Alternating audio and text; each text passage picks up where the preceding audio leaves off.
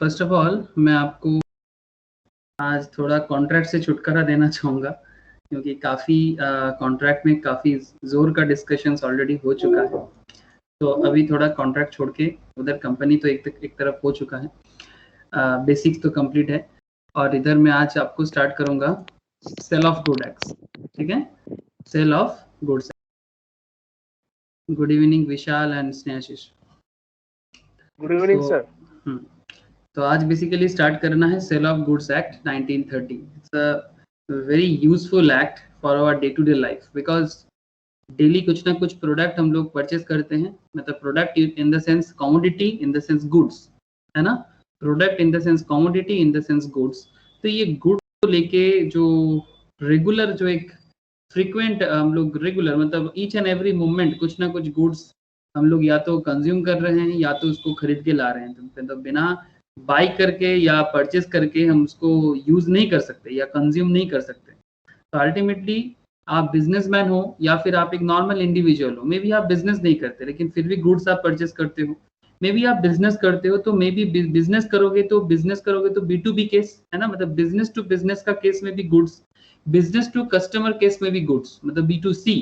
ठीक है, तो ये बिजनेस का जो पहलू होता है B2B होता है, B2C होता है, मतलब business to business, business to customer. लेकिन सबसे इंपॉर्टेंट बात यही है कि भाई सेल ऑफ गुड्स मतलब चाहे बिजनेस टू बिजनेस यूज करने के लिए करो, चाहे बिजनेस टू कस्टमर यूज करने के लिए करो, लेकिन ये कॉन्ट्रैक्ट एक्ट का ही एक एक्सटेंडेड पार्ट है। पहले सेल ऑफ गुड्स एक्ट जो है ना, इसको कॉन्ट्रैक्ट एक्ट के अंदर ही इसको समझा जाता था। मतलब कॉन्ट्रैक्ट एक्ट के साथ ही सेल ऑफ गुड्स का जो भी प्रॉब्लम होता था, मतलब कोई किसी को कोई प्रोडक्ट सेल करता है, प्रोडक्ट सेल करने के बाद कुछ डिस्प्यूट होता है। ठीक है, ऐसे तो बहुत होता है ना कि आप भी कुछ प्रोडक्ट मार्केट से खरीद के लाते हो या फिर किसी को कुछ काम के लिए ऑर्डर दे देते हो, लेकिन वो बदले में आपका काम नहीं होता है, तो ये एक तरह का सेल ऑफ गुड्स एक्ट के अंदर आ जाता है। तो पहले क्या होता था, जब 1930s में सेल ऑफ गुड्स एक्ट नहीं आया था अपने कंट्री में, तो उससे पहले कॉन्ट्रैक्ट एक्ट में ही सेल ऑफ गुड्स का जो भी प्रॉब्लम होता था, मतलब बिजनेस रिलेटेड जो भी प्रॉब्लम होता था सेल रिलेटेड, उसको मेनली सॉल्व किया जाता था। लेकिन अभी क्या है, एक स्पेशल वे में, ये काफी पुराना है, मतलब 1930, मतलब आप समझ पा रहे हो, तो वेरी ओल्ड, 100 ईयर्स होने जा रहा है, 90 ईयर्स के आसपास। तो काफी पुराना एक्ट है, बट आज भी अमेंडमेंट हुआ है सर बीच बीच में, बट आज भी उतना ही इम्पोर्टेंट है। तो चलो देखते हैं ये सेल ऑफ गुड्स एक्ट जो आज से 90 ईयर्स बैक आपके लिए फॉर्म किया गया था, बाद में बीच बीच में अमेंडमेंट होता गया, लेकिन ये बिजनेस रिलेटेड फील्ड में ये sale of goods act business को कंट्रोल करने में, कॉमर्शियल मैटर को हैंडल करने में कितना बड़ा योगदान रखता है, ये आपको मेनली आज सीखना है। आई होप कि कंटेंट क्या है ये आपको क्लियर है। तो चलिए मैं आपको एकदम डायरेक्ट शो में लेके जाता हूँ, जहां हम लोग सेल ऑफ गुड्स का शो देखने वाले हैं। आई होप आप लोग बहुत मजे से हो, क्योंकि बिजनेस का गुड्स सेल वगैरह का जो भी लीगल मैटर्स है वो आपको आज मैं बताने वाला हूँ।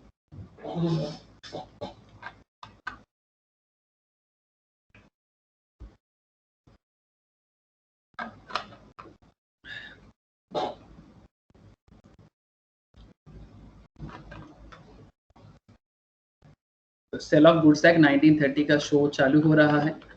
आई होप जैसे मूवी आ रहा है, ये movie sale of goods act के लिए बना गया है। तो चलो सेल ऑफ गुड्स एक्ट का मूवी का पहला पार्ट आज इंट्रोडक्टरी पार्ट है, तो पहला इंट्रोडक्टरी पार्ट आप लोग फटाफट देखो क्या आप लोगों को यहाँ से सीखने को मिलता है। ओके, तो मूवी चालू हो रहा है, सबको एकदम दिल थाम के सीट बेल्ट मार के बैठ जाओ और एक एक बात बहुत ध्यान से। 1-1.5 घंटा में बहुत कुछ सीखने को मिलता है।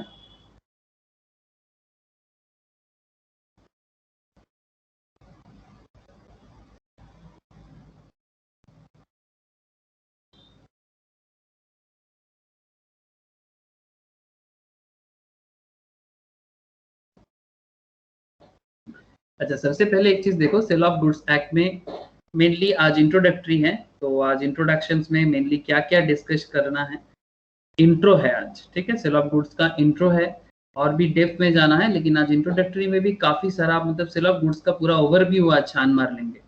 After studying this unit you will be able to understand definition of certain terms, meaning of contract of sale, ये जो बिजनेस में बाइंग सेलिंग होता है, इसमें क्या कॉन्ट्रैक्ट रहता है। जो लोग बिजनेसमैन बनना चाहते हो या ऑलरेडी बिजनेस कर चुके हो या फिर ऑलरेडी एंटरप्रेन्योरशिप कोई स्टार्टअप के साथ ऑलरेडी आप लोग जुड़ चुके हो, तो आपके लिए ये बहुत इंपॉर्टेंट है। एग्जाम पर्पस तो है ही, एग्जाम तो है ही, बट एग्जाम देना किस बात के लिए है?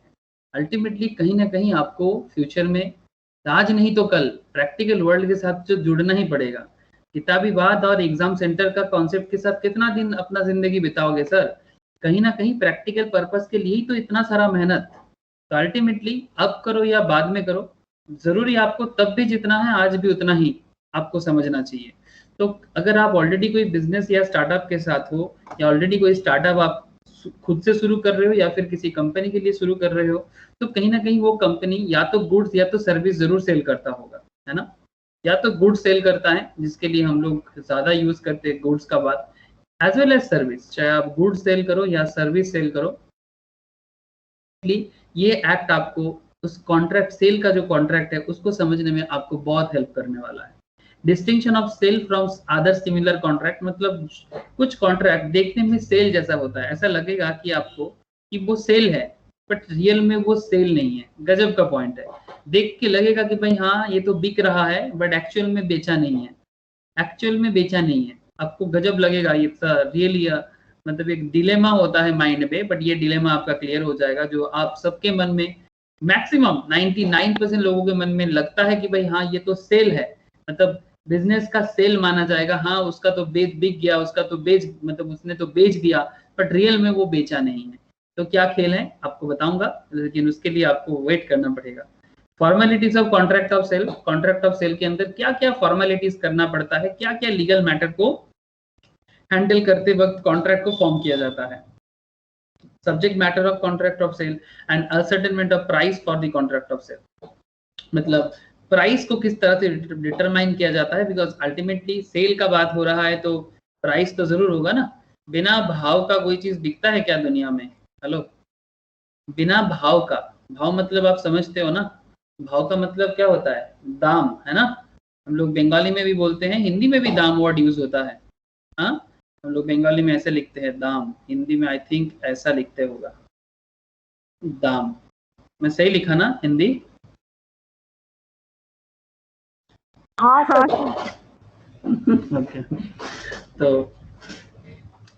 ये भाव मतलब सेल का भाव कैसे डिटरमाइन किया जाता है, उसका एसर्टेनमेंट कैसे होता है, दैट एग्जैक्टली हमें आज आपके साथ बात करना है।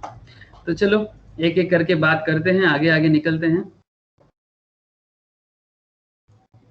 मेरा हिंदी मैं लिख सकता हूँ सर, बट क्या है ना, उतना बचपन से रेगुलर हैबिट नहीं है।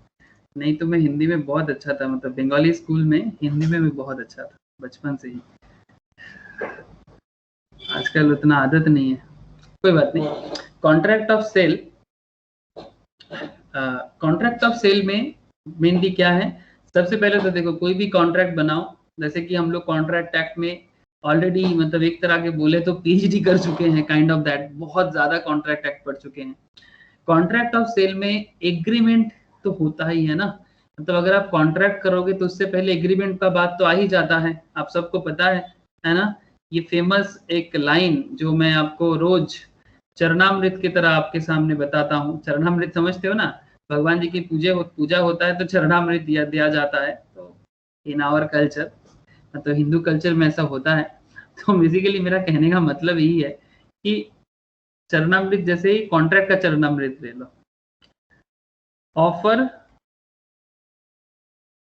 Plus acceptance equals to agreement, enforceable by law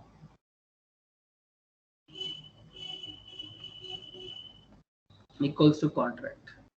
जब भी कोई एग्रीमेंट इन्फोर्सेबल बाय लॉ होता है उसको क्या कहते हैं? कॉन्ट्रैक्ट कहते हैं। तो ये एक सिंपल रोज का बात है, इसीलिए मैंने इसको थोड़ा चरणामृत की तरह कंपेयर कर लिया, बिकॉज कहीं ना कहीं लॉ का मतलब एक पिलर वर्ड है, ये पिलर लाइन है, ऑफर प्लस एक्सेप्टेंस। मतलब जब तक कोई किसी को ऑफर नहीं कर देता, जब तक कोई किसी का ऑफर को एक्सेप्ट नहीं कर लेता, जब तक कोई किसी के साथ एग्रीमेंट ना कर लेता, जब तक वो एग्रीमेंट इन्फोर्सेबल बाय लॉ ना हो जाता, जब तक वो एग्रीमेंट इन्फोर्सेबल बाय लॉ ना हो जाता, तब तक हम उसको कॉन्ट्रैक्ट नहीं बोल सकते, चाहे वो कॉन्ट्रैक्ट नॉर्मल कोई कॉन्ट्रैक्ट हो, चाहे वो कॉन्ट्रैक्ट कोई सेल का कॉन्ट्रैक्ट हो, ठीक है, चाहे वो किसी भी तरह का कॉन्ट्रैक्ट हो, लेकिन कॉन्ट्रैक्ट होने के लिए चाहे सेल ऑफ कॉन्ट्रैक्ट हो या कोई और तरह का कॉन्ट्रैक्ट, सभी तरह का कॉन्ट्रैक्ट के लिए offer plus acceptance equals to agreement enforceable by law, ये होना एकदम मस्ट मैंडेटरी है, एकदम मस्ट मैंडेटरी है, मतलब ये तो होना ही है। तो ये जो एक सेंटेंस है जो मैं आपको रोज याद दिलाता हूँ, ताकि मैं आपको रोज ये बता सकूं कि ये बात को आपको भूलना नहीं चाहिए, और जो आपको एग्जाम में लिखने में भी बहुत हेल्प करेगा। एग्रीमेंट में क्या होता है, बायर होता है, सेलर होता है, सिंपल टर्म है। ट्रांसफर ऑफ प्रॉपर्टी में immediate transfer and yet to be transferred, जिसको हम लोग एग्रीमेंट टू सेल कहते हैं। वेरी हॉट टॉपिक, बहुत हॉट टॉपिक है agreement versus agreement to sell. बहुत हॉट मतलब आप समझ लेना इंपॉर्टेंट है, ठीक है, hot topic in the sense very important, very very important. Immediate transfer sale, that is normal sale, and yet to be transfer, that is agreement to sell. फर्क है एग्रीमेंट टू सेल और normal sale में, आगे आगे बात होगा। Contract of sale में goods क्या है जानना है सर, प्राइस क्या है मैंने आपको अभी बता रहा था, भाव, मानी कंसिडरेशन, ठीक है। Essential of valid contract, contract को वैलिड होने के लिए क्या होना पड़ेगा, एंड ऑब्वियसली गुड्स के अंदर आपको ये भी जानना है गुड्स का कितना तरह का गुड्स के बारे में, क्योंकि सेल ऑफ गुड्स एक्ट पढ़ोगे, सेल ऑफ गुड्स एक्ट पढ़ोगे और गुड्स के बारे में नहीं जानोगे, ये नाइंसाफी हो जाएगा, ये नाइंसाफी हो जाएगा। तो इसलिए existing goods, future goods and contingent goods, ये तीनों गुड्स के बारे में आपको जानना है। एंड एग्जिस्टिंग में भी और तीन तरह का है, स्पेसिफिक, एज सर्टेन, अन एज सर्टेन। तीन तरह का गुड्स एग्जिस्टिंग लेवल में होता है, एग्जिस्टिंग गुड्स लेवल में। तो इतना सारा चीज आज इंट्रो में कवर करना है, तो चलो देरी नहीं, एकदम देरी नहीं, फास्ट फॉरवर्ड भी नहीं, ताकि ऐसा ना हो कि सब कुछ खत्म हुआ पर आपको कुछ समझ में नहीं आया। ऐसा मूवी देख के फायदा क्या जो मूवी समझ में नहीं आया। Okay, the sale of goods is one of the specific forms of contract recognised and regulated by law in India. ये sale of goods act India में, इंडियन लॉ इसको रेगुलेट करता है। Sale is a typical bargain. Sale क्या है, देखो ध्यान से, what is sale? Sale is a typical bargain between the buyer and the seller. The Sale of Goods Act 1930 allows the parties to modify the provisions of the law by express stipulations. Stipulations मतलब conditions. Stipulations का मतलब होता है conditions. शर्त होता है ना sir, शर्त मतलब कोई ऐसे सेल नहीं होता, किसी शर्त में, किसी कंडीशंस पे होता है। तो स्टिपुलेशंस का सिंपल इंग्लिश आप बोल सकते हो कंडीशंस, स्पेशल कंडीशंस। हर एक सेल के पीछे कुछ ना कुछ स्पेशल कंडीशंस जरूर होता है। हर एक सेल्स, जो भी आपका बिजनेस डील हो, एवरी बिजनेस डील्स के बैकअप में एक स्टिपुलेशंस, एक कंडीशंस, एक शर्त जरूर होता है, होना ही होना है। However in some places his freedom is severely restricted, कहीं कहीं फ्रीडम थोड़ा बहुत रिस्ट्रिक्टेड होता है। Sale of Goods Act 1930 is the act to define and amend the law relating to goods, sale of goods. It extends whole of India except the state of Jammu and Kashmir. It came into force on 1st July 1930. ऐसे तो Jammu and काफी सारा changes already आ रहा है, but अभी भी ये सब चेंजेस अभी भी हुआ नहीं है, बट धीरे धीरे मैं आपको इतना बोल सकता हूँ ये सब कुछ एप्लीकेबल हो जाएगा, धीरे धीरे सब कुछ एप्लीकेबल हो जाएगा, बिकॉज जम्मू कश्मीर का कोई स्पेशल स्टेटस अभी और नहीं रहा। कोई special status as per law 370 already withdraw हो चुका है, बट अभी भी अमेंडमेंट हुआ नहीं है सर, बिकॉज कुछ कंट्रोवर्सी है, अभी भी कुछ प्रॉब्लम अभी भी है, डिस्प्यूट सेटलमेंट चल रहा है, बट हो जाएगा, बहुत जल्दी हो जाएगा। कि देश के अंदर दो दो नियम अच्छा बात नहीं है, एक देश में दो विधान, दो निशान, ठीक है, और दो प्रधान नहीं हो सकता, ठीक है, होना नहीं चाहिए, कभी नहीं होना चाहिए। कंट्री एक तो झंडा भी एक होगा, कंट्री एक तो नियम भी एक होगा, और कंट्री एक तो प्रधान भी एक होगा, मतलब प्राइम मिनिस्टर्स एक ही होगा। ऐसा नहीं कश्मीर का बोलने वाला कोई और होगा, ये तो चलने वाला नहीं है। तो जो भी हो, नियम सबके लिए एक है, किसी किसी को अभी भी स्पेशल स्टेटस मिलता है, कुछ रीजंस है, कुछ पॉलिटिकल अंडरस्टैंडिंग है, ये सब आपको मैं धीरे धीरे बताता रहता हूँ, बट सब कुछ मैं बिजनेस लॉ में कवर नहीं कर सकता, कुछ जनरल नॉलेज भी है, ठीक है सर, बट फिलहाल आप इसको याद रखो कि sale of goods act except the states of Jammu and Kashmir. ठीक है,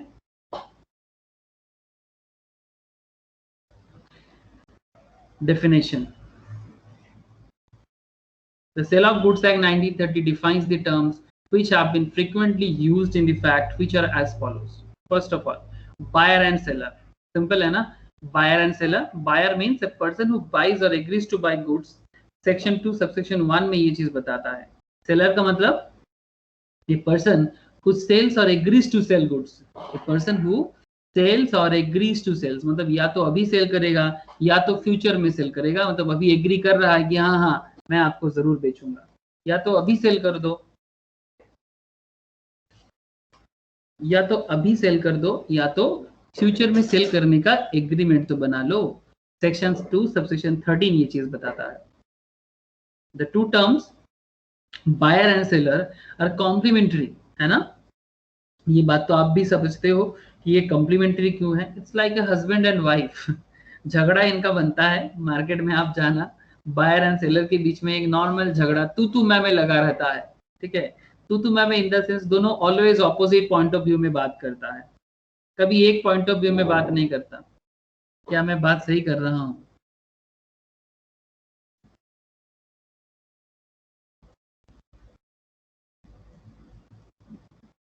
hello sir. Buyer and seller के बीच में जो तू मैं है, जो मैं आपको शेयर कर रहा हूं, कि बायर और सेलर हमेशा एक दूसरे का कॉम्प्लीमेंट्री है, बट ऑलवेज एक दूसरे के अगेंस्ट में ही बात करता है, और कभी दोनों सेम पैरामीटर में बात नहीं करता, ऑपोजिट बात ही करता है, कभी एक तरह का बात नहीं करता. ये देखो, अब ये दोनों इमेज से भी आप देख सकते हो. ठीक है, सेल चल रहा है बीच में, ये है बायर और ये है seller. This is buyer, this is seller. मतलब इनका कहना है कि भाई हमें इतना दाम में चाहिए, सेलर का कहना है कि नहीं हम इतना दाम में नहीं दे सकते. ये बोलता है नहीं हमें कम में चाहिए, मतलब ये ऑलवेज लो दाम कोशिश करता है, ये ऑलवेज हाई प्राइस में कोशिश करता है. ये तो इकोनॉमिकल फंडा है ना, इकोनॉमिकल फंडा है. सेलर मतलब सप्लाई साइड. आई होप आप लोगों को याद आ रहा है, क्योंकि हाल ही मतलब एकदम करेंटली हम लोग इकोनॉमिक्स क्लास में सप्लाई एंड डिमांड के बारे में बात किया. बायर हमेशा डिमांड की तरफ से सोचता है, इसका point of view always economical demand के ऊपर बेस करके चलता है, और सेलर का point of view always supply के पॉइंट ऑफ व्यू से चलता है, क्योंकि seller supply point of view से अपने आप को रन कराते हैं. ये ऑलवेज चाहता है कि प्रोडक्ट के लिए हमेशा हाई प्राइस पे मतलब रिसीव करे, और बायर ऑलवेज चाहता है कि मैं प्रोडक्ट के लिए हमेशा कम दाम पे करूं. तो इनके बीच में लड़ाई तो होता है, लेकिन अल्टीमेटली एक मीडिएटर हो जाता है ना. इक्विलिब्रियम, मीडिएटर मतलब एक इक्विलिब्रियम प्राइस ऑटोमेटिकली इनके बीच में सेटल होता है, जो मार्केट तय करता है. मार्केटिंग फोर्स मतलब मार्केट का एक फोर्स होता है सर, मार्केट का फोर्स उसको डिटरमाइन कर देता है कि अल्टीमेटली प्रोडक्ट क्या दाम में बिकेगा. तो उनके बीच में जो तू मैं है, ये ऑटोमेटिकली एक मार्केट डिमांड एंड सप्लाई में just like husband and wife जैसे उनका तू मैं भी सेटलमेंट हो जाते हैं. तो इसको ये होता है सर, ये एग्जैक्टली होता है. आई होप आप बात को कनेक्ट कर पा रहे हो, और कोई इरादा नहीं है सर, जस्ट आप कनेक्ट हो जाओ, क्योंकि ये वर्ड बहुत इंपॉर्टेंट था, complementary. Buyer and seller are complementary and represent the two parties to a contract of sale of goods. Both the terms are, however, used in a sense wider than their common meaning. Not only the person who buys, but also the one who agrees to buy is a buyer.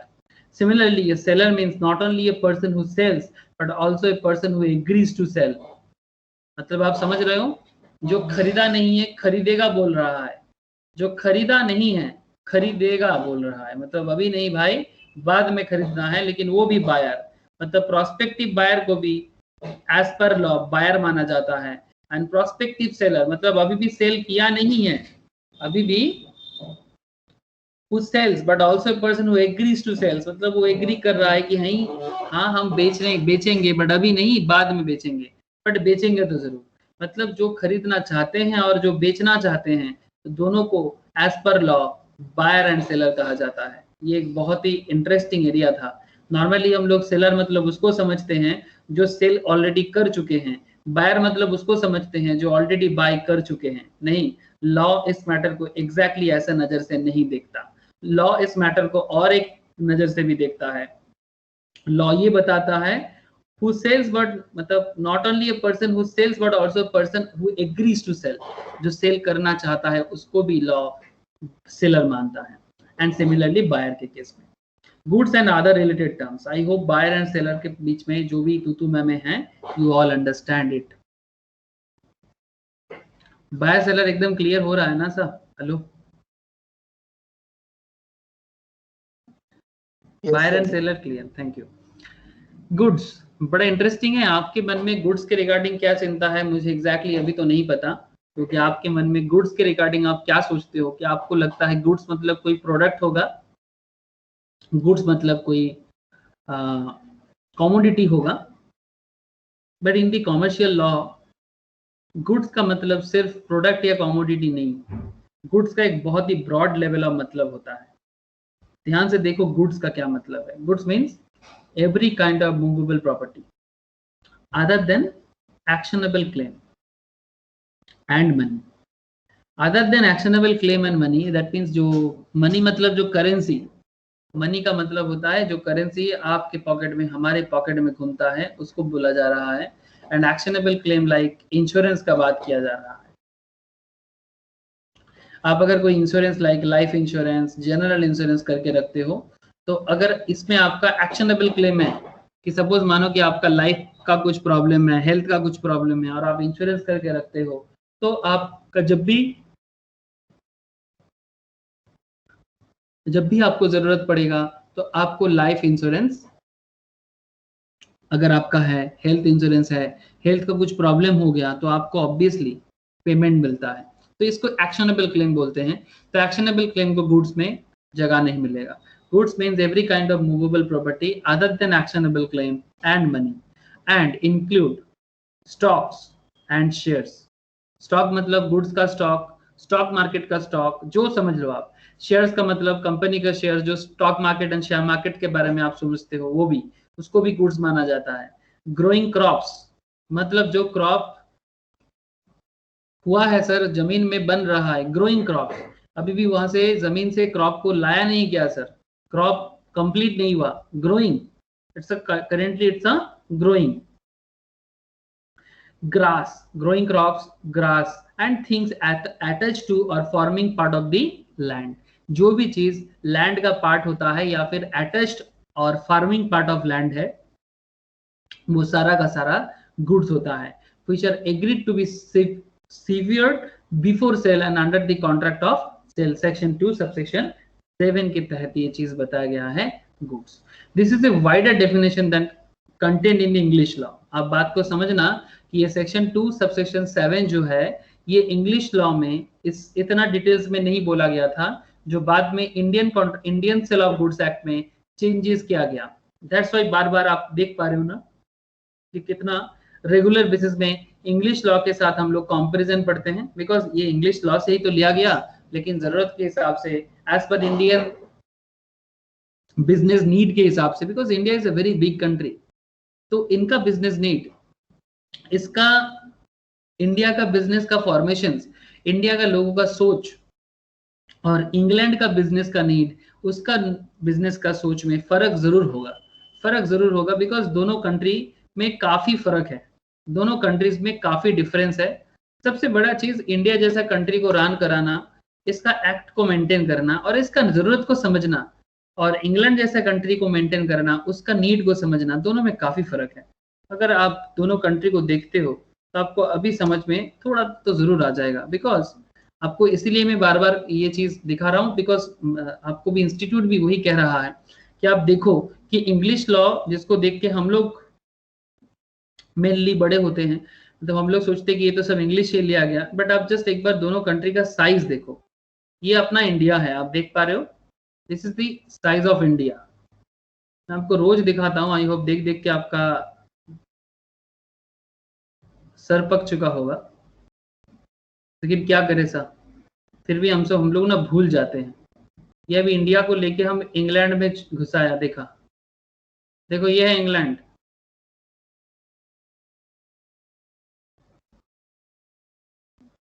देख पा रहे हो क्या? Yes sir. मतलब ये है UK का size, मैंने इंडिया के अंदर यूके को एंट्री दिया, अब देख पा रहे हो। तो ये हार्डली हमारा महाराष्ट्र जितना होगा, हार्डली, मतलब इंडिया का महाराष्ट्र जितना है उतना है इंग्लैंड का साइज, यूनाइटेड किंगडम, ठीक है, उतना है उसका साइज।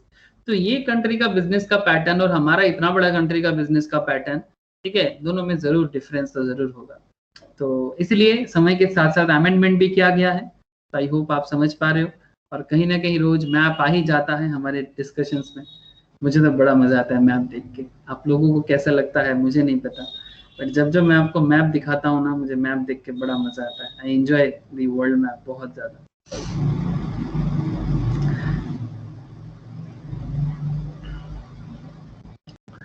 ओके, चलो, तो इंग्लिश लॉ और इंडिया के लॉ के बीच पे क्या फर्क है और क्यों है, आई होप आप अंडरस्टैंड कर पा रहे हो। This is a wider definition than content in English law which does not consider stock and share as a goods. समझ पा रहे हो आप, स्टॉक नहीं मानते, शेयर्स को वो गुड्स नहीं मानते, दो इट इंक्लूड्स अ शिप, लेकिन एक शिप को वो गुड्स मानते हैं। लेकिन इंडियन सिस्टम में हम लोग शिप को गुड्स मानते हैं क्या?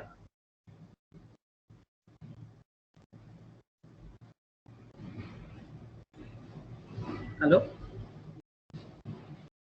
सर इंडियन सिस्टम में अगर किसी का शिप होता है तो वो उसका फिक्स एसेट ट्रीट होता है ना, तो उसको गुड्स नहीं मानते। गुड्स का मतलब अकाउंटिंग सिस्टम में करंट एसेट को गुड्स माना जाता है। In the accounting pattern goods मतलब करंट एसेट, मतलब वो शिप को गुड्स मानते हैं, लेकिन शेयर्स को गुड्स नहीं मानते, स्टॉक को गुड्स नहीं मानते। तो इनका लॉ का पैटर्न थोड़ा obviously as per there need है, नीड है, एग्जैक्टली नीड है। मैं आपको फिर से मैप में दिखाऊंगा तो आपको थोड़ा जरूर कनेक्शन होगा। आप एक चीज देख सकते हो यहाँ पर, इंग्लैंड में ना चारों तरफ पानी ही पानी है। ये देखो, ये तो है इंग्लैंड, इसका चारों तरफ मतलब इसका नॉर्थ, इसका ईस्ट, इसका साउथ, इसका वेस्ट, चारों तरफ, मतलब चारों तरफ पानी के बीच में। तो एक आइलैंड कंट्री है ना, तो इसमें ना इनका शिप का यूज बहुत ज्यादा है। तो कंपेयर टू इंडिया, सीरियसली इनका शिप का यूज बहुत ज्यादा है। इंडिया भी शिप बहुत यूज करता है, बट इंडिया का दूसरा यूज बहुत है, इंडिया का दूसरा यूज भी बहुत है। लाइक ये सब इंडिया में लैंडमास बहुत ज्यादा है ना, तो इसलिए इनका कॉन्सेप्ट और इंडिया का कॉन्सेप्ट में थोड़ा फर्क आ जाता है। तो जो भी हो, अंडरस्टैंड हो रहा है, इतना ही काफी है sir currently. Actionable claim are claims which can be enforced only by an action or suit. For example, debt. A debt is not a movable property. और goods, debt मतलब आप समझते हो ना, लोन। हाँ, loan is also actionable claim. अगर कोई किसी को लोन दे रहा है, जैसे कि बैंक, बैंक अगर आपको लोन दे रहा है, if bank provide loan to you, ध्यान से सुनना, बैंक ने आपको लोन दिया, तो लॉ कहता है actionable claims are claims which can be enforce only by an action और शूट। फॉर एग्जांपल डेप्ट, तो यहाँ पर लॉ कहता है, गुड्स का डेफिनेशंस में सेल ऑफ गुड्स पढ़ेंगे और गुड्स के डेफिनेशंस का मतलब नहीं समझेंगे तो कभी मतलब ही नहीं समझ पाएंगे रियलिटी में। Goods means every kind of movable property other than actionable claim. तो यहाँ पर एक्शनेबल क्लेम में बता रहा है actionable claim are claims which can be enforced only by an action और शूट। मतलब या तो आप एक्शन के थ्रू से उसको करो या फिर केस करके करो। जैसे मानो कि अगर आपका कोई लोन है किसी के पास है और वो आपको लोन प्रॉपर टाइम में नहीं दे रहा है, तो आप उस पर एक्शन ले सकते हो। जैसे बैंक अगर आपको लोन देता है, if bank provide you loan and अगर आप टाइम पे लोन प्रोवाइड नहीं करते हो, तो बैंक आपके अगेंस्ट में एक्शन लेता है कि नहीं लेता? हेलो, सर लेता है ना। तो बैंक आपके अगेंस्ट में एक्शन लेता है, ठीक है, जरूरत पड़ने से एक्शंस के लिए, मतलब वो रजिस्टर्ड गुंडा को भी भेजता है, फैक्टर बोलते हैं हम लोग उसको, रजिस्टर्ड गुंडा, फैक्टर मतलब लोन डिपार्टमेंट का काम करते हैं, फैक्टरिंग सर्विस कहते हैं। ये फाइनेंस में पढ़ा जाता है सर, फैक्टरिंग सर्विस मैं आपको बताऊंगा थोड़ा सा जरूर यहाँ पर भी, फैक्टरिंग सर्विस। तो बैंक फैक्टरिंग सर्विस के अंदर थोड़ा बहुत गुंडा टाइप का लोग जो रजिस्टर्ड है, लोन के बारे में समझते हैं, ठीक है। तो रजिस्टर्ड गुंडा, हाँ एग्जैक्टली, दे आर रजिस्टर्ड गुंडा। फैक्टरिंग सर्विस बड़ा गजब का कॉन्सेप्ट है, मैं बताऊंगा कभी, ठीक है। तो बैंक अपना लोन, मतलब अगर लोन मार्केट में पड़ा हुआ होता है ना, तो उसको मतलब जिसको हम लोग इसमें बोलते हैं ना, वसूली बाबा, हिंदी मूवी में नहीं देखे जो पैसा उसूलता है, मतलब अगर किसी को कोई दिया है और टाइम पे पेमेंट नहीं कर रहा है तो पैसा उसूला जाता है कि नहीं जाता, ठीक है। तो ये कसूली बाबा की तरह वो सबको गुंडा की तरह एकदम भेजता है। तो ऐसा गुंडा नहीं, वो पहले आपको नोटिस देगा, ठीक है, फिर थोड़ा मसल वसल लेके जाएगा, ठीक है, फिर आपको थोड़ा धमकाएगा, ठीक है, फिर बोलेगा कि अगर टाइम पे पेमेंट नहीं मिला तो फिर अगला बार बाद अच्छा नहीं होगा। जरूरत पड़ने से घर के बाहर ले जाके थोड़ा बहुत फिजिकल होता है जो लीगल नहीं है, बट एक सर्टेन लेवल तक। किसी का पैसा मारना भी तो लीगल नहीं है ना। तो एग्जैक्टली तो बैंक को थोड़ा सा मेंटेन करना पड़ता है, क्योंकि इंडिया में बैंकिंग इंडस्ट्री इसी कारण से ज्यादा खराब है, बिकॉज पब्लिक लोन तो ले लेते हैं सब, बट एकदम ऑनेस्ट नहीं है, बिकॉज उनको ना ये फीलिंग है, सीरियसली इंडिया का बैंकिंग सेक्टर्स में, मतलब आप मतलब सच में बहुत चिंता का विषय होता है इंडियन बैंकिंग सेक्टर्स में भी। इंडियन बैंकिंग सेक्टर्स में मैक्सिमम लोग लोन तो ले लेता है, बट लोन इवन मतलब लार्ज मतलब इंडस्ट्री, फिर भी लार्ज बिजनेस का क्या है, वो अपना एसेट बेच के भी उनको पैसा मिल जाता है। बट छोटा छोटा लोग मतलब जो स्मॉल बिजनेसमैन, इनका भी ना एटीट्यूड अच्छा नहीं है कि लोन लेके फिर लोन प्रोवाइड नहीं करता, जानबूझ के लोन लेके दूसरा पर्पस में खर्चा कर लेते हैं, जो पर्पस में लोन लेता है कभी उसको यूज ही नहीं करता। बहुत ऐसा हो सकता है कि भाई बिजनेस चला नहीं पाए, बट मैक्सिमम केस में ऐसा होता है कि जानबूझ के भाई बैंक ने दिया, हमें क्या दे रहा है, ले लो। तो इसलिए इंडियन इकोनॉमी में सुधार आने में दिक्कत हो रहा है, बिकॉज द पब्लिक का मेंटेलिटी अच्छा नहीं है। ये सब चीज आपको धीरे धीरे समझ में आएगा, ठीक है, सब धीरे धीरे समझ में आएगा। रातों रात में आपको कॉन्सेप्ट तो बिल्ड नहीं करा सकता, जितना प्रैक्टिकली आप धीरे धीरे समझोगे उतना जल्दी आपको समझ में आएगा।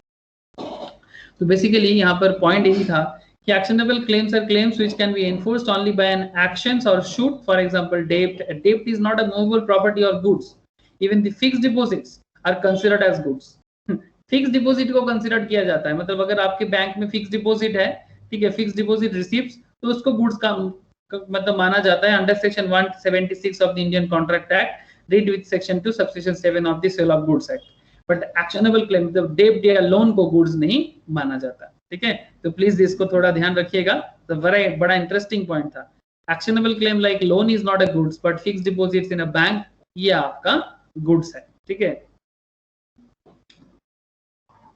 इसको सेल ऑफ गुड्स में इंडियन कॉन्ट्रैक्ट एक्ट 1872 का सेक्शन 176 के तहत एंड सेक्शन 2 सबसेक्शन 7 के तहत इसको सेल ऑफ गुड्स एक्ट में लिया गया है। तो आई होप आपको कनेक्शन हो रहा है। मुझे प्लीज इतना बताना कि जो भी पढ़ाई हो रहा है सब कनेक्शन हो रहा है कि नहीं हो रहा है। हाँ सर। Thank you sir. तो अल्टीमेटली अब इतना देर से आप लोगों ने क्या क्या देखा, गुड्स का डेफिनेशन, सेल ऑफ गुड्स में गुड्स क्या है, वेरी इंपॉर्टेंट फॉर योर मतलब एग्जाम, बहुत वाइटल एरिया चल रहा है गुड्स के बारे में, बहुत पूछता है ये सब के। Goods means every kind of movable property, clear, but other than actionable claim and money in circulation, मतलब जो पैसा हमारे पॉकेट में घूम रहा है उसको गुड्स नहीं माना जाएगा। Actionable claim like loan, insurance, ये सब को नहीं माना जाएगा, ठीक है। ऑल्सो इंक्लूड, बट गुड्स में क्या क्या लिया जाता है, stock and shares Indian system में लिया जाता है, इंग्लिश लॉ में स्टॉक एंड शेयर्स को नहीं लिया जाता, okay. Growing crops obviously goods, मतलब जो क्रॉप, ग्रोइंग क्रॉप्स के बारे में एक गजब का चीज आपको मैं आगे भी बताऊंगा, फिर से बता रहा हूं एक बार।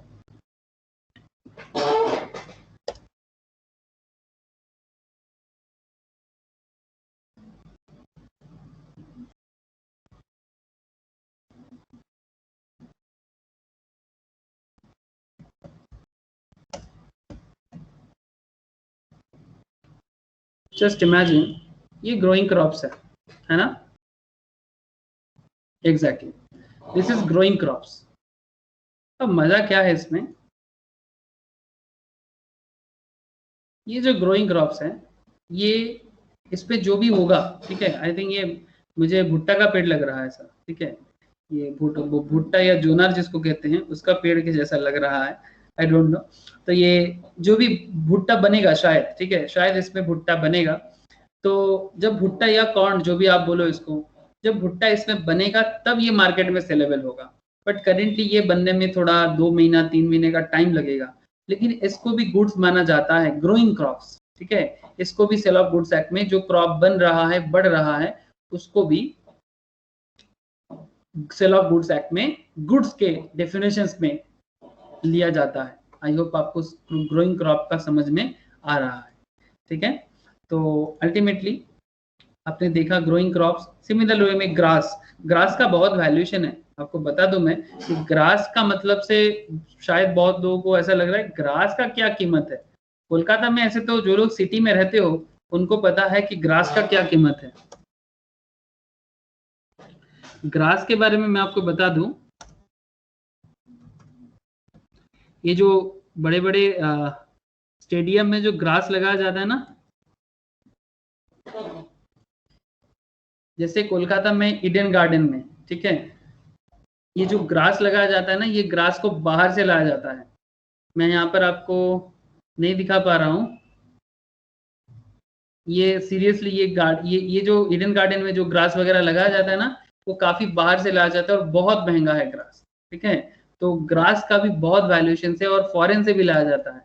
ये इवन कुछ मिट्टी भी बहुत वैल्यूएबल होते हैं, जैसे मुल्तान का मिट्टी। आई होप लड़की लोग इसको ज्यादा जानते होंगे क्योंकि मुल्तान का मिट्टी में बहुत ज्यादा मतलब मिट्टी में ऐसा कुछ है जो फेस वॉश का काम करता है और बहुत कुछ है उसके अंदर, एकदम शरीर के अंदर का टॉक्सिक को निकालते हैं फेस से, तो ऐसा कुछ मतलब होता है। तो वो बहुत वैल्यूएशन होता है, मिट्टी भी बहुत वैल्यूएबल है। ग्रोइंग क्रॉप्स तो है ही, ग्रास है। थिंग्स अटैच टू और forming part of the land which agreed to be severed, मतलब जो भी चीज लैंड के साथ अटैच्ड है, ठीक है, विच एग्रीड टू बी सीवियर्ड, मतलब जो भी चीज आगे जाके वैल्यूएशन होगा, मार्केट में सेलेबल होगा, उसको हम लोग गुड्स कहेंगे। आई होप आप समझ में आ रहा है what is the meaning of goods, ठीक है। ये था गुड्स का मतलब, याद रखिएगा। अदर देन, हाँ, ये एक्सेप्शन है, ये एक्सेप्शन को प्लीज याद रखना, बिकॉज गुड्स को पढ़ते वक्त आप जो भी डेफिनेशंस को रटो, no problem is there. Definitions को समझो, समझ के उसको मार्कअप करो, बट अदर देन को मत भूलना एंड इंक्लूड को मत भूलना। क्लियर है ना? हाँ sir. Sale of goods act में अगर गुड्स के बारे में ही क्लियरली अंडरस्टैंडिंग नहीं रखेंगे तो अच्छा बात नहीं है। नेक्स्ट, गुड्स में कितना तरह का गुड्स होता है? Existing goods, future goods, contingent goods. Existing में स्पेसिफिक, असर्टेन, अनअसर्टेन। चलो एक एक करके फटाफट देखते हैं।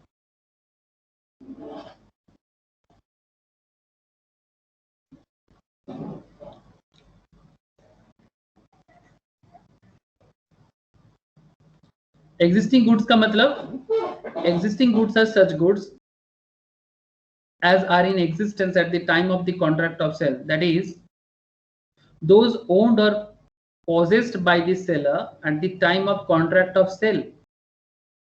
सेक्शन 6 बता रहा है, section 6, existing goods are such goods as are in existence at the time of contract of sale, that is those owned or possessed by the seller at the time of contract of sale.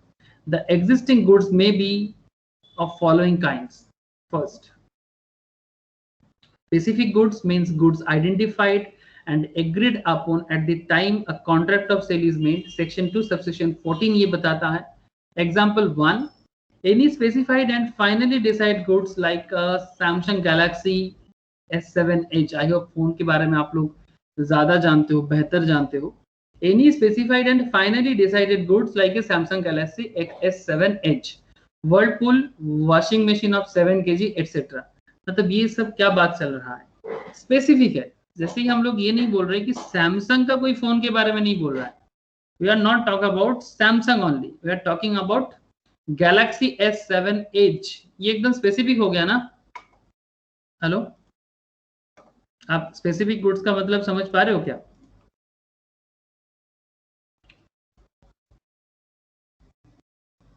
देखो मैं दो चीज type करूंगा, goods के बारे में बात हो रहा है, आपको स्पेसिफिक और अनस्पेसिफिक में एकदम क्लैरिटी आ जाएगा। मैं टाइप करता हूं सैमसंग फोन, हाँ, सैमसंग मोबाइल।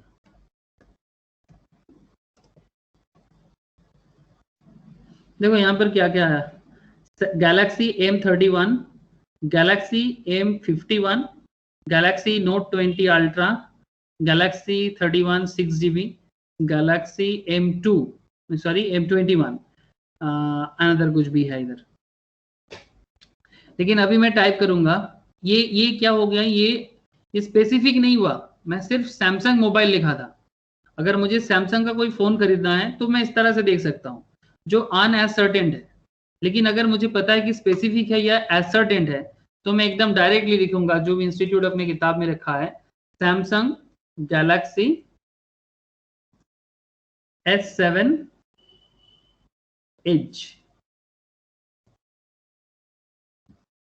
देख पा रहे हो आप, 9,999 कुछ ऐसा दाम दिखा रहा है, मुझे नहीं पता, शायद मॉडल पुराना हो चुका होगा। ये मॉडल अभी ओल्ड है ना? हाँ सर, ये पुराना मॉडल है। काफी पुराना मॉडल है, जो भी हो। 2016। 2016, ओके। तो पॉइंट ये है कि any specified and finally decide goods like, मतलब आप डिसीजंस ले चुके हो कि भाई गुड्स यही वाला है। तो अगर बात स्पेसिफिक है तो एकदम स्पेसिफिक नाम से आपको बोलना पड़ेगा कि भाई हम इस चीज का डील कर। वर्लपूल वॉशिंग मशीन 7 kg होता है, 10 kg होता है, 12 kg होता है, स्पेसिफाइड किया जा रहा है। एग्जाम्पल 2 देखो, A had 5 cars of different models, he agreed to sell his Fiat car to B. उसका अलग अलग, जैसे धोनी का बहुत सारा कार है ना सर, आई होप आपको पता होगा। धोनी के पास कार नहीं सर, बाइक। धोनी के पास बहुत सारा बाइक है, कार होगा उसके पास, बट बाइक का कलेक्शन उसका गजब का है। सही बोल रहा हो क्या? Yes sir. ऑलमोस्ट 50 बाइक्स है उसके पास। कितना सर? सर 50। 50 बाइक्स है। क्या तो धोनी के पास 50 मॉडल्स का बाइक है, तो एक मॉडल अगर वो मतलब कोई भी गाड़ी लेके जा भाई, लेकिन नहीं, अगर ऐसा बोलेगा तो मुश्किल हो जाएगा। जैसे यहाँ पर बोला जा रहा है ना, he had 5 cars of different models, he agreed to sell his Fiat car to B and B agreed to purchase the same car. In this case the sale is for specific goods as the car has been identified and agreed at the time of contract of sale। मतलब यहाँ पर Fiat बहुत important point था। तो ऐसा नहीं कि भाई आपके 5 गाड़ी है, कोई एक गाड़ी मुझे बेच दो। Point is not that, point है भाई कौन सा गाड़ी लेना है, कौन सा मॉडल बताओ, नंबर बताओ, तब जाके डिसीजन लिया जाएगा। ठीक है, तो ये सब चीजें ध्यान रखना है। ठीक है, जैसे कोई फोन करके ऐसे बोलते हैं कि मुझे सीए का पढ़ाई करना है। ठीक है भाई, सीए का पढ़ाई करना है, कौन सा स्टेज का पढ़ाई करोगे? फाउंडेशन पढ़ोगे, इंटर पढ़ोगे, फाइनल पढ़ोगे? कोई बोलता है फोन करके मुझे सीएस करना है, अरे भाई सीएस पढ़ोगे मतलब नहीं मुझे सीएस करना है। ठीक है, तुम्हें सीएस पढ़ोगे, क्या पढ़ोगे? सीसेट का तैयारी करोगे, एग्जीक्यूटिव का तैयारी करोगे? तो बोलते हैं मुझे स्टॉक मार्केट सीखना है। स्टॉक मार्केट में भी स्टेज है, स्पेसिफिक बोलना पड़ता है मुझे तब। वो तो मतलब जो फोन करके मुझे बताते, कोई स्पेसिफिक भी बोलते हैं कि मुझे स्टॉक मार्केट में ये चीज सीखना है। कोई मुझे बोलता है कि मैं एकदम बिगिनर हूं, आप जो बताएंगे मैं उसके हिसाब से चलूंगा। तो एग्जैक्टली जब आप बिगिनर होते हो किसी भी चीज पे, तो आप उसमें एक आंसर मतलब अनसर्टेन या अनस्पेसिफिक मैटर में बात करते हो। बट अगर आप किसी चीज में थोड़ा नोन हो जाते हो, तब आप स्पेसिफिकली बात करते हो। क्या बात समझ में आ रहा है? हाँ सर। एग्जैक्टली ये सब चीज स्पेसिफिक या अनस्पेसिफिक, सर्टेन या एसर्टेन, ठीक है, अनएसर्टेन, ये सब समय के साथ आपको एकदम क्लैरिटी आ जाता है। तो एसर्टेन गुड्स में are those goods which are identified in accordance with the agreement after the contract of sale is made. देखो ये एग्जांपल देखो, क्लियर हो जाएगा। A wholesaler of cotton has 100 bales in his godown. एक cotton का wholesaler है, उसके पास 100 गद्दा ऑफ कॉटन है। He agrees to sell 50 bales and these bales were selected and set aside. On selection, the goods became ascertained. In this case, the contract is for the sale of ascertained goods as the cotton-based bale to be sold are identified and agreed after the formation of contract. It may be noted that before the ascertainment of the goods, the contract was for the sale of unascertained goods. मतलब आप समझ रहे हो कि point क्या है कि भाई कोई अगर जस्ट इतना बोलता है कि मुझे कॉटन चाहिए, अरे भाई कॉटन चाहिए, कितना चाहिए? क्या पूरा एक ट्रक का चाहिए? मतलब उसमें बेल के हिसाब से उसका काउंटिंग होता है। 100 बेल्स चाहिए, 50 बेल्स चाहिए, तो उसने एग्री किया कि उसको 50 बेल्स चाहिए। तो जैसे ही बेल्स 50 हो गया ना, तो ये एसर्टेंट हो गया। जैसे एसर्टेंट, तो मतलब इससे पहले वाला जो कॉन्सेप्ट था उसमें आपने देखा कि भाई स्पेसिफिक क्या है। स्पेसिफिक। अब आपको मैं बता रहा हूँ एज सर्टेन, मतलब काइंड ऑफ सेम है बट गुड्स के ऊपर डिपेंड कर रहा है। जैसे मोबाइल फोन के केस में कौन सा चाहिए, कितना चाहिए, कोई नहीं पूछता। आपको मोबाइल फोन चाहिए होता है तो घर में आप ऐसे बोलते हो कि मुझे मोबाइल फोन चाहिए, फिर पापा क्या बोलता है, कितना चाहिए या फिर कौन सा चाहिए? हेलो सर कोनटा चाहिए?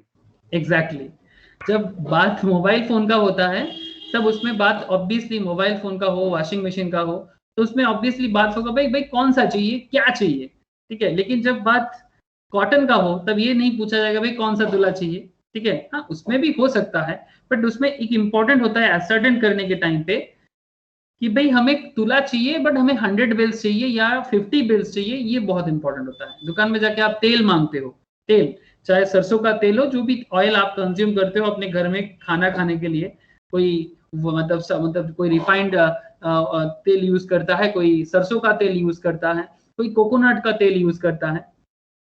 तो आप जाके पूछते हो कि मुझे तेल चाहिए, तो फिर वो समझ आपको जरूर पूछेगा भाई कौन सा तेल। फिर तेल में भी आपको बोलना पड़ता है भाई 1 लीटर तेल चाहिए, हाफ लीटर तेल चाहिए या फिर 5 लीटर का पैक चाहिए। पूछते हो कि नहीं पूछते?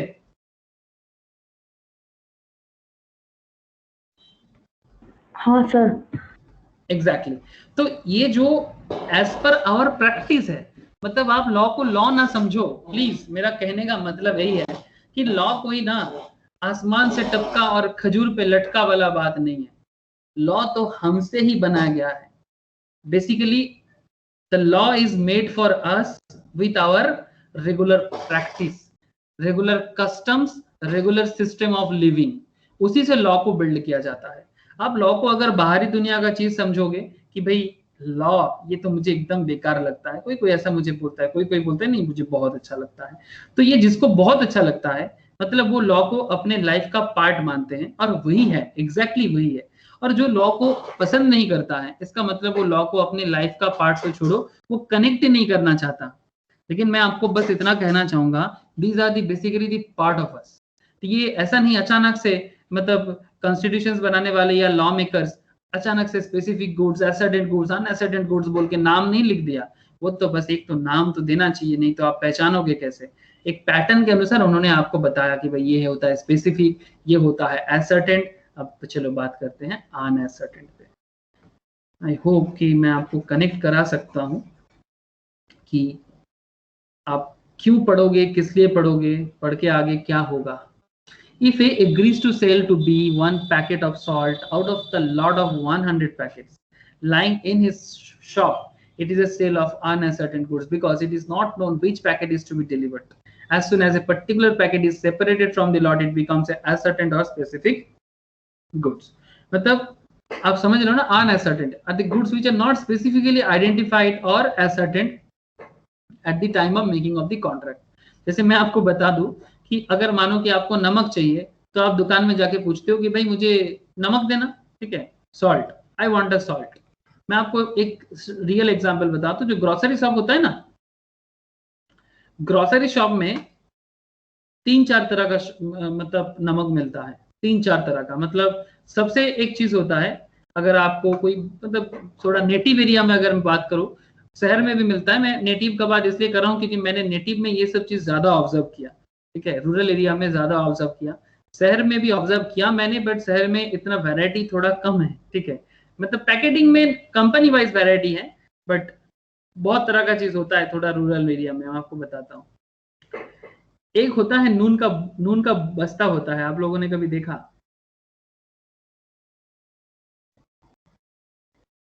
मतलब सॉल्ट का बोरा होता है ऐसा, उसमें ना लूज नून होता है, लूज सॉल्ट। ये लूज सॉल्ट काफी सस्ता होता है, काफी सस्ता होता है। और ये घर में जो पशुओं लोग होते हैं ना, मतलब जैसे कि काऊ वगैरह को देने के लिए भी ना ये नमक का काफी यूज होता है। इसलिए गांव साइड में लूज सॉल्ट में मिलता है, जो बस्ता में मिलता है। अगर आप जाके सॉल्ट मांगोगे, अगर आप जाके सॉल्ट का डिमांड करोगे तो ऑब्वियसली आप सॉल्ट का डिमांड कर सकते हो, बट उनकी दुकान में सॉल्ट का बोरा भी है, उनकी दुकान में सॉल्ट का पैकेट भी है। सॉल्ट पैकेट में भी वैरायटीज है उनकी दुकान में। उसमें टाटा है, टाटा सल्ट है ना, देश का नमक, आशीर्वाद सल्ट आईटीसी का। तो इस तरह से टाटा, आशीर्वाद कुछ फेमस ब्रांड है। तो कोई लोग टाटा पसंद करते हैं, कोई आशीर्वाद पसंद करते हैं, कोई लाइट है, वो भी एक अलग, उसमें तो और स्पेसिफिकेशन हो रहा है कि मुझे टाटा लाइट दे दीजिए। टाटा लाइट एक होता है ना, अरे वो प्रेशर वाले लोगों के लिए, जिनका हाई बीपी का प्रॉब्लम होता है, उनके लिए लो आयोडाइज्ड सॉल्ट होता है। क्या मैं सही बोल रहा हूँ? Sir Tata lite. Tata lite low iodise, मतलब आयोडीन में क्या होता है, थोड़ा प्रेशर बढ़ जाता है। एक प्रॉब्लम बताऊं मैं आपको, ये दो रोग बहुत खतरनाक आजकल चल रहा है। एक है प्रेशर का प्रॉब्लम, मतलब बीपी, एक है बीपी का प्रॉब्लम, और एक है थायराइड का प्रॉब्लम। एक गजब का प्रॉब्लम मैं आपको बता रहा हूँ। यहाँ पर मुझे सॉल्ट को बताते हुए मुझे याद आया, तो मैं बता रहा हूँ। कॉमन सेंस है थोड़ा। अगर आप लो डाइट वाला सॉल्ट लेते हो ना, मतलब लो आयोडाइज सॉल्ट लेते हो जिसपे बीपी कंट्रोल हो सकता है, बट उसमें आपका थायराइड का प्रॉब्लम हो जाएगा, बिकॉज थायराइड के लिए शरीर में आयोडीन का जरूरत होता है, जो शायद आपको आयोडाइज्ड सॉल्ट से ज्यादा मिलेगा। ठीक है, तो एक तरफ आप बीपी कंट्रोल करने जाओ तो आपका थायराइड का प्रॉब्लम आ सकता है। आप थायराइड को कंट्रोल करने जाओ, मतलब आप थायराइड के कारण अगर आयोडाइज सॉल्ट लेना बंद करते हो तो आपको थायराइड का दवाई लेना पड़ता है, और अल्टीमेटली जब आप थायराइड का दवाई लेते हो तो आपका बीपी का प्रॉब्लम ऑटोमेटिकली आ जाता है। मुझे तो समझ में नहीं आता कि क्या किया जाए। जो भी हो मैं आपको रीजन के साथ कुछ मेरा पर्सनल ऑब्जर्वेशन में आपको बताया। मैं कोई डॉक्टर तो हूँ नहीं, कॉमन मैन की तरह सवाल मैंने किया, कोई बात नहीं। तो लूज सॉल्ट चाहिए, टाटा सॉल्ट चाहिए, आशीर्वाद सॉल्ट चाहिए, तो आपको स्पेसिफिकली बोलना पड़ता है कि भाई हमें कौन सा सॉल्ट चाहिए। नहीं तो आपको काऊ को खिलाने वाला सॉल्ट भी मिल सकता है दुकानदार की तरफ से, क्योंकि दुकानदार हमेशा आपको जान के नहीं बैठा होगा कि भाई आप किस घर से हो सकता है आप सस्ता वाला काऊ का सॉल्ट ही पसंद करते हो, मे बी आप कंजूस हो तो आपको वो भी दिया जा सकता है, बिकॉज वो भी खाने लायक होता है। ओके, तो अनएसर्टेन गुड्स क्लियर है, याद रहेगा ना सर ये सब पॉइंट? Yes sir. तो गुड्स के अंदर जब मैं आपको तीनों गुड्स के बारे में बताया था, तो तब शायद आपको लगा था कि भाई बाप रे, एक तो गुड्स का मतलब याद करो, फिर एग्जिस्टिंग गुड्स के मतलब याद करो, फिर स्पेसिफिक गुड्स का मतलब याद करो, फिर एसर्टेन गुड्स का मतलब याद करो, फिर अनएसर्टेन गुड्स का मतलब याद करो। प्लीज एकदम फ्रैंकली स्पीकिंग सर, मैं आपको फ्रैंकली पूछना चाहता हूँ, क्या अभी आपको ये तीनों चीज याद करना पड़ेगा, या फिर जस्ट आपको एक दो बार रीड करके लिखने से ही आपको याद हो जाएगा, because you already connected with the real world? Please tell me. Clear है। क्लियर है, एग्जैक्टली। जब आप रियल वर्ल्ड के साथ कनेक्ट हो जाते हो ना, तो आप देखो, आपको मतलब ये बड़ा साइंटिफिक वे ऑफ स्टडी है। मैं आपको बस यही बोलता हूँ, कोशिश भी करता हूँ और इनोवेशन करने का कोशिश कर रहा हूँ। ठीक है, ट्राई कर रहा हूँ, थोड़ा टेक्नोलॉजी और चाहिए मुझे, but I try my best कि क्या क्या करके मैं आपको और इजीली और हर एक चीज पिक्चराइज करवाना चाहता हूँ। तो स्पेसिफिक, एसर्टेंट, अनएसर्टेंट, ये तीनों मैटर मैं आपके सामने डिस्कस किया, स्टोरी वाइज बताया मैंने आपको।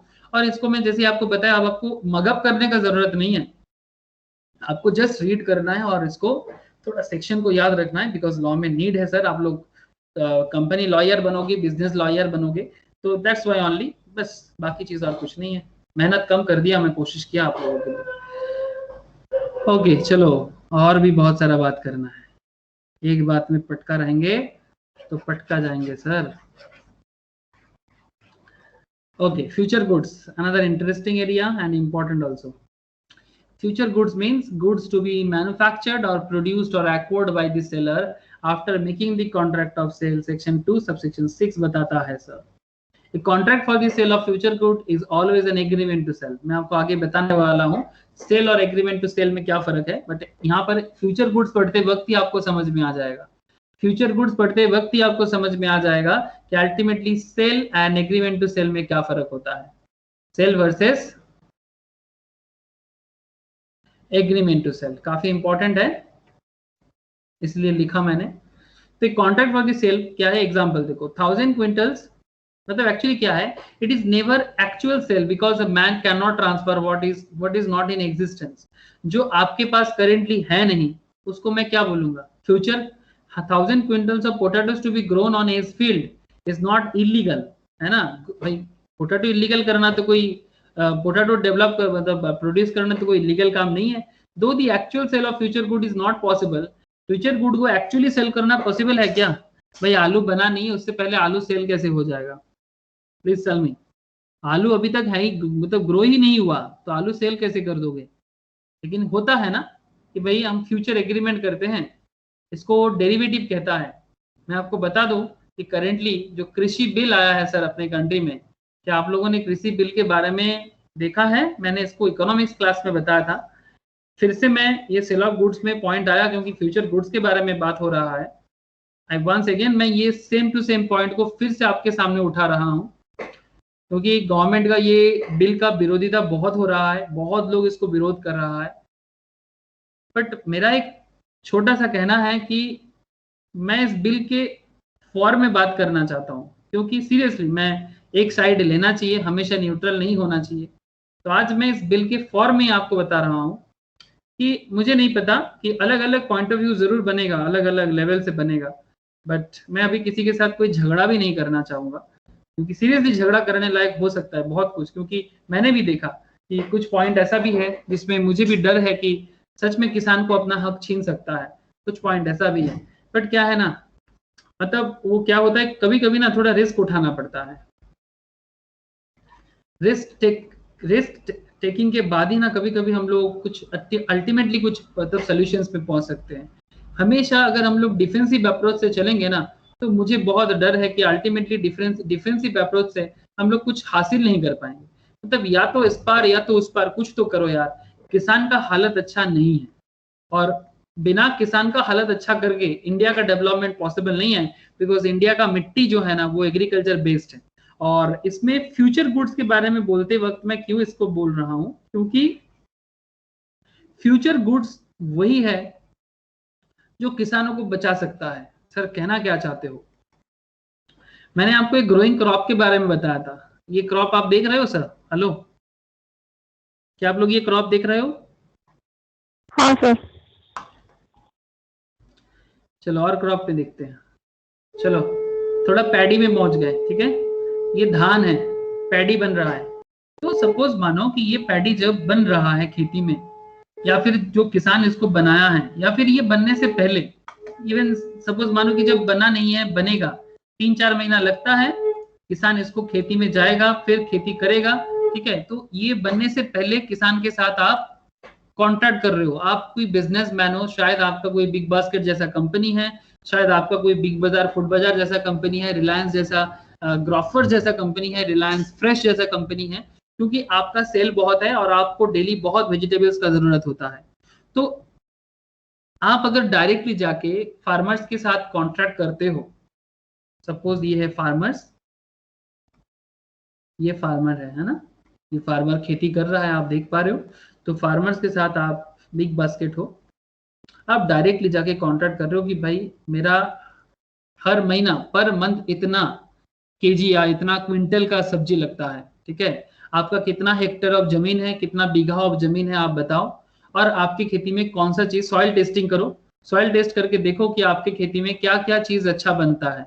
जहां जो चीज बनता है उसका डील करो, क्योंकि शहर में नीड बहुत है, मतलब सिटी में, टाउन्स में बहुत नीड है। तो फ्यूचर गुड्स क्या है?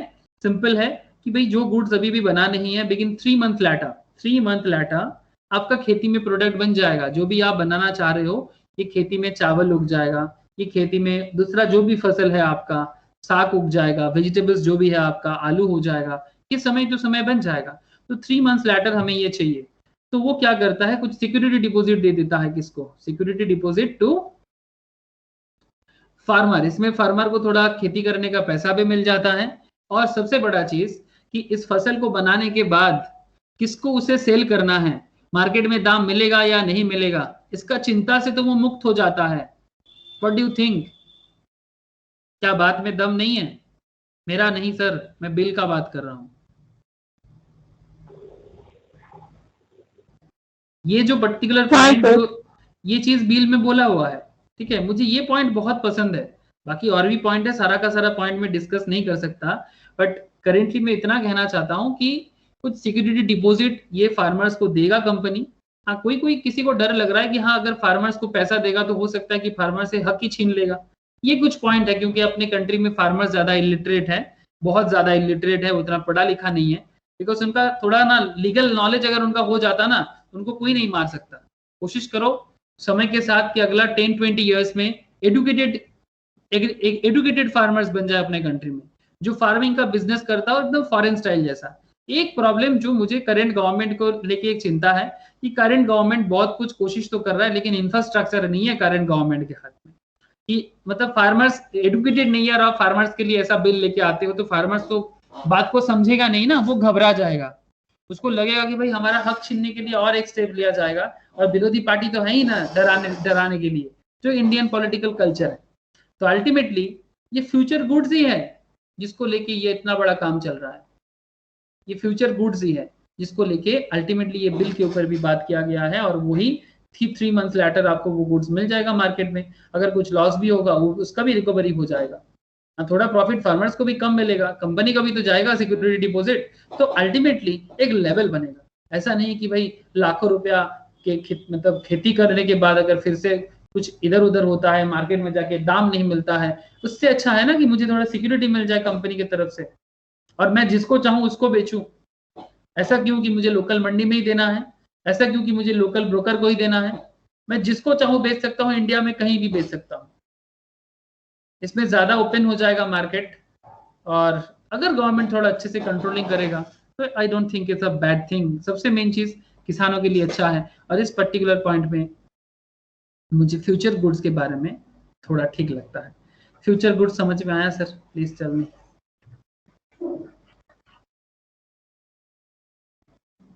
फ्यूचर गुड्स क्लियर है? हाँ ओके, सिर्फ इनकी का ही आवाज आ रहा है और किसी का आवाज नहीं आ रहा है क्या? बाकी को सुनाई नहीं दे रहा है क्या?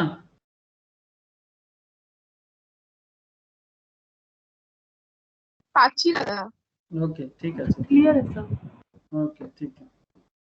नहीं, मैं सोचा कि तुम लोगों को साउंड नहीं मिल रहा होगा। क्वेश्चन আছে हाँ বল বল। স্যার কন্ট্রাক্ট যদি 3 মাসে ধরো স্যার 30,000 এর কন্ট্রাক্ট হয়েছে ফিউচার গুডসে, তো স্যার 3 মাস পর যদি ওর দামটা মার্কেটে বেড়ে যায় 30 থেকে 40, তো যে যার সাথে কন্ট্রাক্ট হয়েছে সে কি এটা রিকভার করে দেবে 40,000 এ না 30,000 না, এ? এটা করবে না, এটা করবে না। फ्यूचर कॉन्ट्रैक्ट का फ्यूचर कॉन्ट्रैक्ट से गुड क्वेश्चन है अरिजीत। फ्यूचर कॉन्ट्रैक्ट में क्या होता है मैं आपको समझाता हूँ। फ्यूचर कॉन्ट्रैक्ट में जब फ्यूचर गुड्स में कॉन्ट्रैक्ट होता है ना, इसको डेरिवेटिव भी कहता है। शेयर मार्केट में भी ये चीज होता है, इसके ऊपर एक पढ़ाई भी होता है शेयर मार्केट में, future and option contract. Priya तुम तो समझते हो, Priya and Jyoti and Roshni also. हाँ सर। आप लोग फ्यूचर एंड ऑप्शन कॉन्ट्रैक्ट तुम लोग इसको यूज भी करते हो शेयर मार्केट में, आई नो। तो फ्यूचर एंड ऑप्शन कॉन्ट्रैक्ट जो शेयर मार्केट में होता है एग्जैक्टली कुछ वैसा ही होता है। इसमें मतलब कॉन्ट्रैक्ट जब भी होता है ना फ्यूचर गुड्स में, तुम्हें एक प्रीफिक्स प्राइस तय करना होगा, prefix price. Suppose 3 months contract है 50,000 का। चलो मैं अरिजीत का ही एग्जांपल यूज कर रहा हूँ। 3 मंथ कॉन्ट्रैक्ट है 50,000 का, और 3 मंथ कॉन्ट्रैक्ट में जो भी डील हुआ है उस पर्टिकुलर क्रॉप के लिए 50,000 का डील हुआ है। लेकिन 3 मंथ्स मतलब आफ्टर 3 मंथ्स ये जो प्रोडक्ट है इसका मार्केट प्राइस 50,000 नहीं, इसका मार्केट प्राइस 55,000 है। इसका मार्केट प्राइस 55,000 है। तो अरिजीत का कहना है क्या वो कंपनी जो 3 मंथ्स का फ्यूचर कॉन्ट्रैक्ट किया था फार्मर के साथ, तो क्या वो 55,000 देगा फ्यूचर में? क्वेश्चन इज नो, नॉर्मली नहीं होना चाहिए। लेकिन आप इसको लॉस भी तो नहीं बोल सकते। हाँ, एक्स्ट्रा प्रॉफिट का जो पार्ट है ये शायद नहीं मिलेगा, लेकिन डिपेंड भी करता है। हो सकता है कि फ्यूचर में अगर एक्स्ट्रा दाम मिलेगा, कंपनी के साथ फार्मर का सेटअप हो ही सकता है।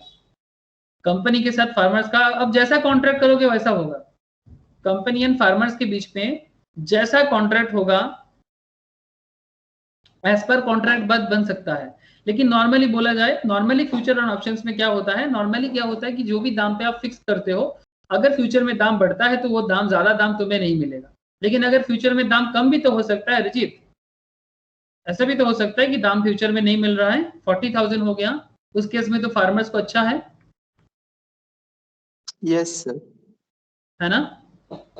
ऐसा भी तो बहुत केस में होता है कि कभी कभी दाम मिलता ही नहीं है, तो उस केस में ठीक है ना। लेकिन हाँ, जब दाम ज्यादा मिलता है तब भी नहीं मिलना चाहिए। तो ये एक फ्यूचर एंड ऑप्शंस का नॉर्मल कैरेक्टर है। लेकिन अगर मानो कि आप कॉन्ट्रैक्ट कर रहे हो कि इस तरह से कि अगर मतलब फार्मर्स, क्योंकि यहाँ पर फार्मर्स क्या थोड़ा कमजोर है और कंपनी थोड़ा हायर लेवल में है, तो क्यों ना ऐसा कॉन्ट्रैक्ट भी तो हो सकता है।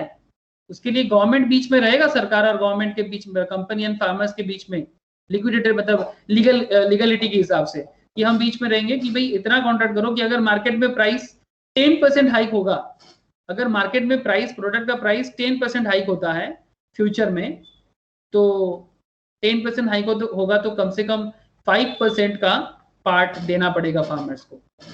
इतना तो कर सकते हैं, मतलब 50,000 से 55,000 हुआ है कोई बात नहीं, बट 52,000 तो फार्मर को दो, ये कॉन्ट्रैक्ट में कर सकते हैं। मतलब जैसा कॉन्ट्रैक्ट बनाना चाहेंगे, अब डिपेंड करता है, फार्मर्स को भी थोड़ा एजुकेटेड होना पड़ेगा, तभी तो किसान का बेटा किसान बनेगा, तभी तो एक मतलब वेल डेवलप्ड इंडिया बनेगा। हम लोग को बाद में बाहरों कंट्री के ऊपर डिपेंड ना होना पड़े, ठीक है। एटलीस्ट हम लोग खाने में तो अपने आप में फुल्ली डिपेंडेंट हो जाए सर, कम से कम खाने के मामले में इतना बड़ा कंट्री को किसी के ऊपर कभी डिपेंड ना होना पड़े, ये कभी भी नहीं होना चाहिए, चाहे कोई भी खाना हो। आई होप आप समझ पा रहे हो। बट इसको लीगल में यूज, इसको एक्चुअली इसको प्रैक्टिकली करना little bit tough, because seriously कुछ चीजें कॉपी किताब में जितना अच्छा लगता है, रियलिटी में मेहनत बहुत है। लेकिन नामुमकिन भी नहीं है, इतना मैं बोलूंगा मैं, नामुमकिन नहीं है, not impossible.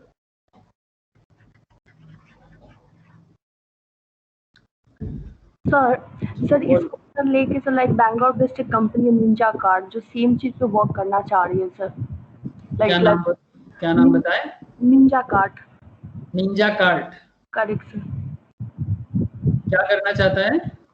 Sir same like farmers को लाइक सर उसका है कि वो लाइक टेक्नोलॉजी को मिक्स करके लाइक फार्मिंग सेक्टर में यूज करे, जो ऑलरेडी हो चुका है। हाँ, ऑलरेडी हो चुका है, कुछ एरिया में ऑलरेडी हो चुका है, लेकिन सिर्फ स्टार्टअप है, बस ये बैंगलोर में ही किया, अभी तक बाहर नहीं निकल पाया। एग्जैक्टली बैंगलोर में इसीलिए पॉसिबल हो रहा है, बैंगलोर में इसीलिए पॉसिबल हो रहा है बिकॉज बैंगलोर में मतलब मैक्सिमम लोग एजुकेटेड है। पहला बात, वहाँ टेक्नोलॉजी भी बहुत है, अच्छा, ठीक है। सेकंड पॉइंट, वहां पर जो लोगों का एजुकेशनल रेट अगर आप देखो ना, एजुकेशन इन बैंगलोर काफी हाई है, ठीक है। तो इसीलिए बैंगलोर में कोई भी चीज को अप्लाई करना कॉम्पिटिटिवली बाकी पार्ट ऑफ इंडिया में काफी आसान है। तो जो निंजा कार्ड अभी करना चाहता है वो बैंगलोर में पॉसिबल हुआ है, कर रहा है ऐसा, कुछ कुछ जगह में हल्का हल्का चालू हुआ है। लेकिन इंडिया का एग्रीकल्चरल अगर मेन बिल्ड देखा जाए तो ये है इंडिया का एग्रीकल्चर का मेन एरिया।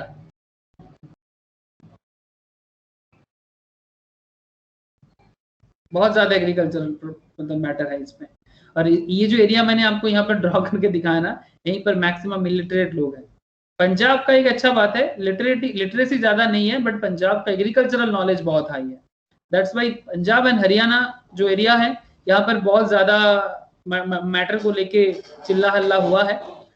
लेकिन आप बात समझ पा रहे हो, नॉर्थ ईस्ट में एग्रीकल्चर का हालत अभी उतना अच्छा नहीं है, अभी बहुत जगह है इसमें ग्रो करने के लिए। तो चलो, बात समझ में आ गया आप सबको, मुझे बहुत अच्छा लगा। आई डोंट थिंक कि कभी फ्यूचर गुड्स क्या है आप भूलोगे, भूलना भी नहीं चाहिए। तो this is future goods. Contingent goods में बात कर लेते हैं।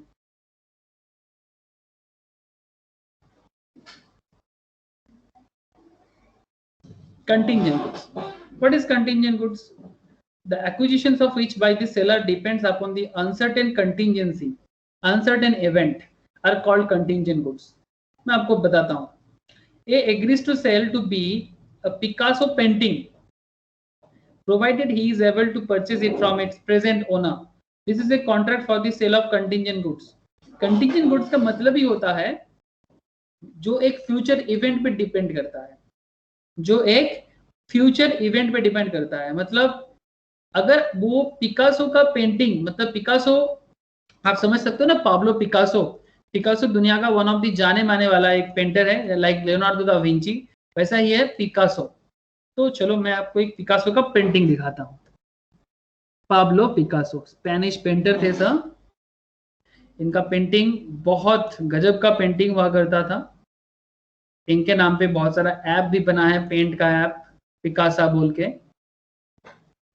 तो बेसिकली जब हम पाब्लो पिकासो का बात कर रहे हैं तो पाब्लो पिकासो का एक इमेज भी दिखा जाए, देख सकते हो आप यहाँ पिकासो का डिफरेंट काइंड ऑफ पेंटिंग आप यहाँ देख सकते हो, गजब का। मतलब ढूंढने में दिमाग खराब हो जाएगा कि भाई चल क्या रहा है, कि कहना क्या चाहते हो भाई पिकासो, मुझे तो कुछ समझ में नहीं आ रहा है। बट सच में मतलब कुछ गजब का ही बात है इनका पेंटिंग का। तो अल्टीमेटली जो ओरिजिनल पेंटिंग है वो आप परचेस करके किसी और को बेचना चाहते हो, बट जब तक आप उससे नहीं निकालोगे ओरिजिनल पेंटिंग, ठीक है, तब तक आप किस तरह से लोगे। तो आपका किसी और को पिकासो का पेंटिंग बेचना इट्स फुल्ली डिपेंड ऑन, जब तक आप उनसे नहीं लेते हो। आप बात समझ रहे हो? ये बता रहा है agrees to sell to be a Picasso painting provided he is able to purchase it from its present owner. जो प्रेजेंट ओनर है पिकासो का ओरिजिनल पेंटिंग का, जब तक वहां से नहीं मिलेगा तो आप किस तरह से बी को सेल करोगे। This is a contract for the sale of contingent goods, जो एक फ्यूचर इवेंट पे डिपेंड करता है। बात समझ में आ रहा है सर? इसको हाँ सर। इसको कॉन्टिंजेंट कॉन्ट्रैक्ट भी बोलता है। Contingent contract is also like that. Contingent contract का मतलब क्या है, जो एक फ्यूचर इवेंट पे डिपेंड करता है, फ्यूचर इवेंट पे डिपेंड करता है। Future event in the sense जैसे कि मानो कि गारंटी या वारंटी है ना, दुकानदार आपको वारंटी देता है ना वारंटी, लेकिन वारंटी या गारंटी आपको तभी मिलेगा ना जब तक वो चीज आपका टूटेगा या खराब होगा। हेलो, क्या सही बोल रहा हूँ ना? हाँ सर। जब तक आपका वो प्रोडक्ट या चीज खराब नहीं होगा तब तक किस बात का। एप्पल क्या चल रहा है अभी? 7 है, चलो एप्पल 7 ही देखते हैं। मानो कि फ्लिपकार्ट में ही चलते हैं। यहाँ पर लिखा रहता है ना वारंटी के बारे में,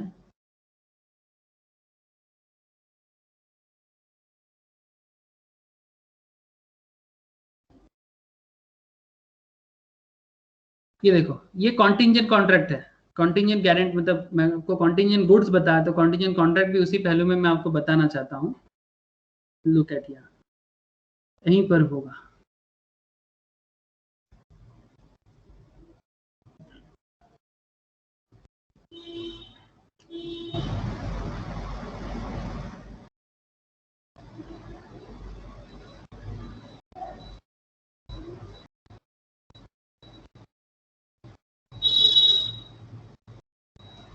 किसी को दिख रहा है वारंटी या गारंटी के बारे में कहीं पर?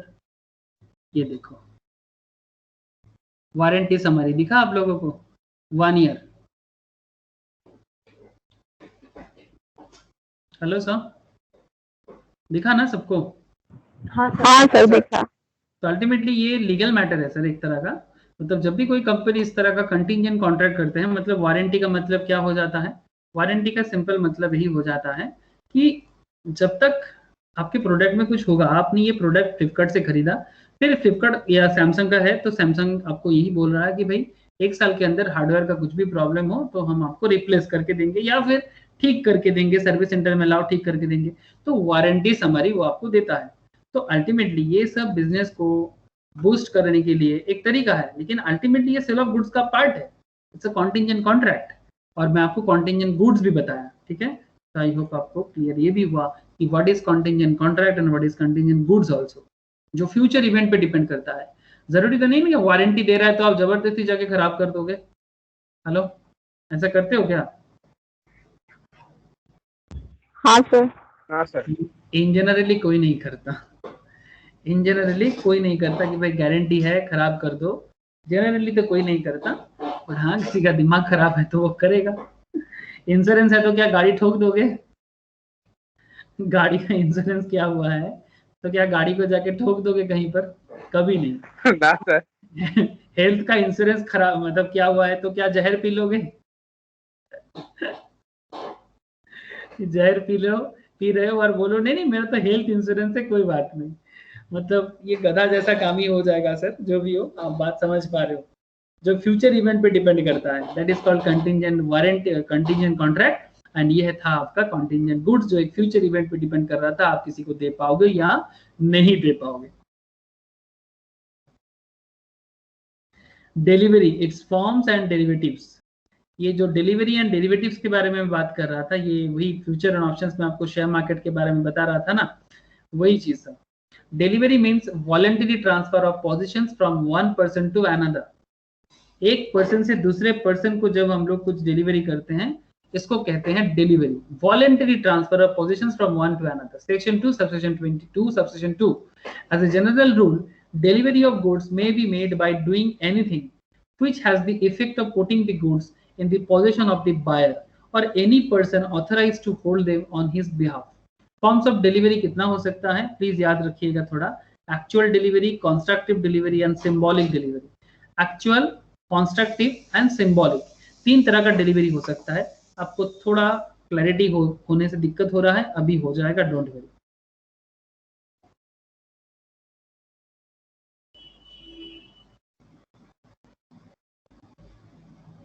Look, जब मैं एक्चुअल डिलीवरी का बात कर रहा हूं, when the goods are physically delivered to the buyer, मतलब जब गुड्स जो है वो फिजिकली जिसका गुड्स है उसके घर में पहुंच गया, तो वो एक्चुअल डिलीवरी है। कंस्ट्रक्टिव डिलीवरी क्या है? when it is effected without any change in the custody or actual possession of the thing, as in the case of delivery by atonement, acknowledgement. For example, where a warehouse man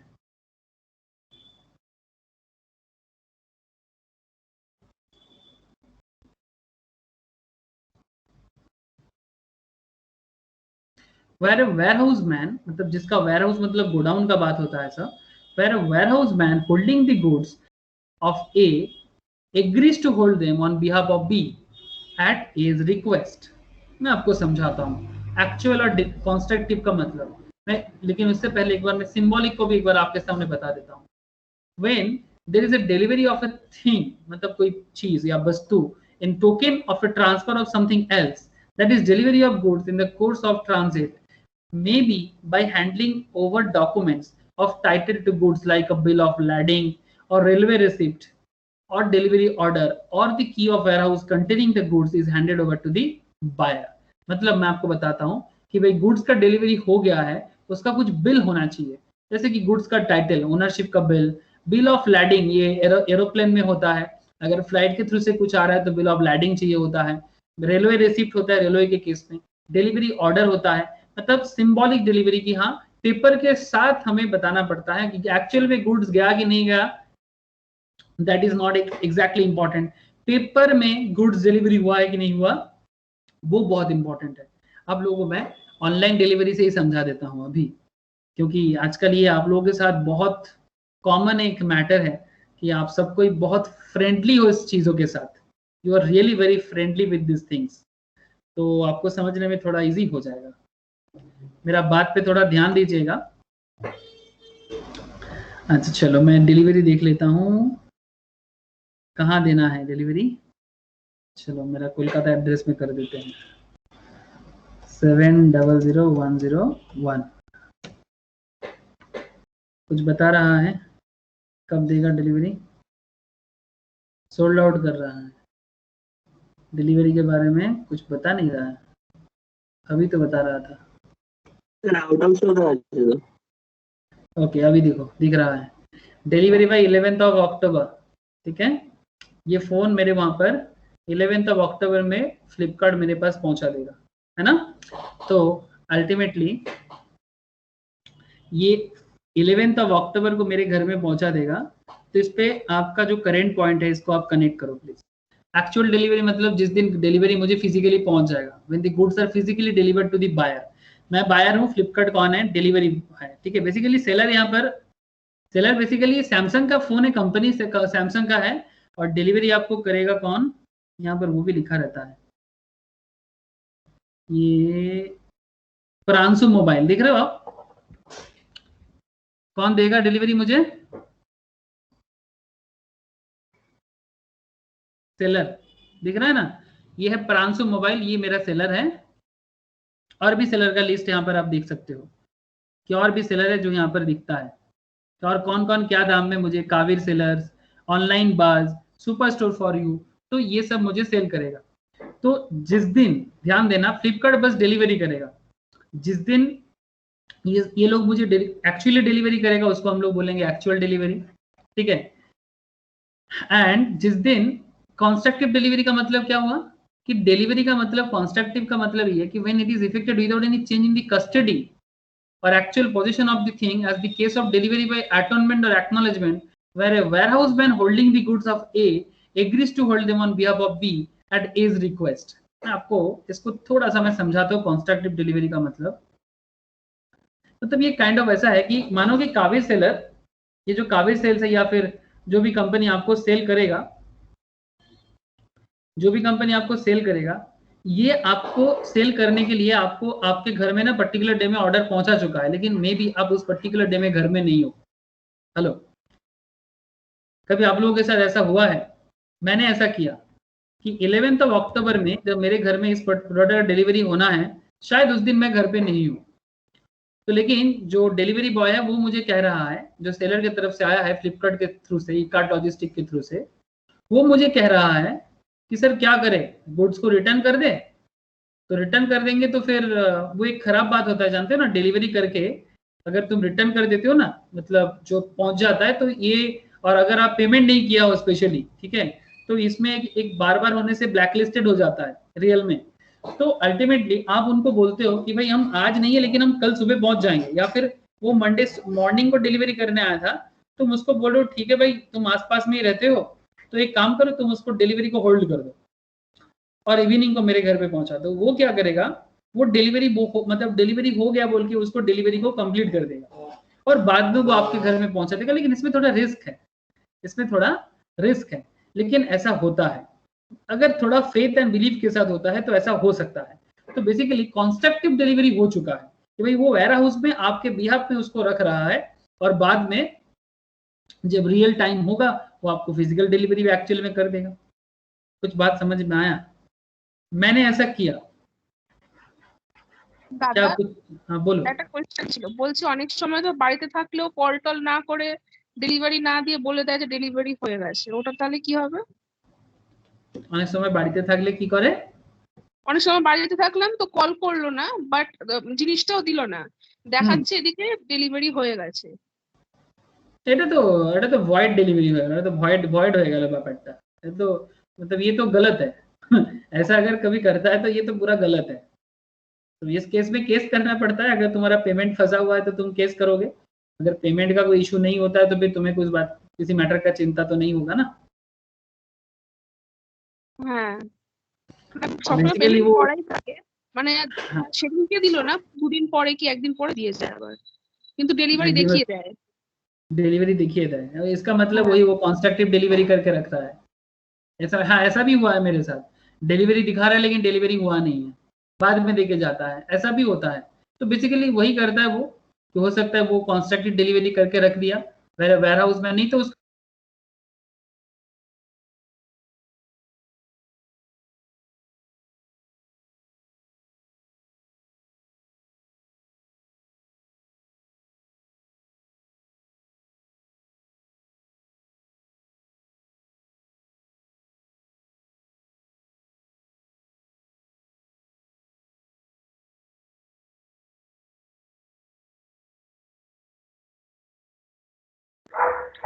hello,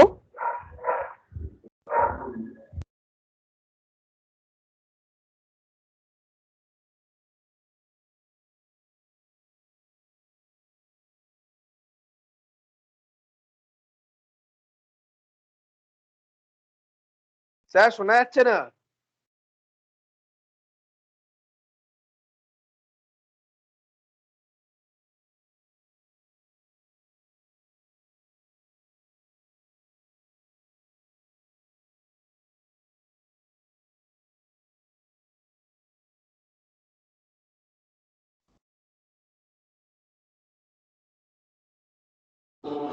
hello, मेरा sound आ रहा है आप लोगों को? हाँ sir अभी आ रहा है। ठीक है, वो थोड़ा नेटवर्क इशू था।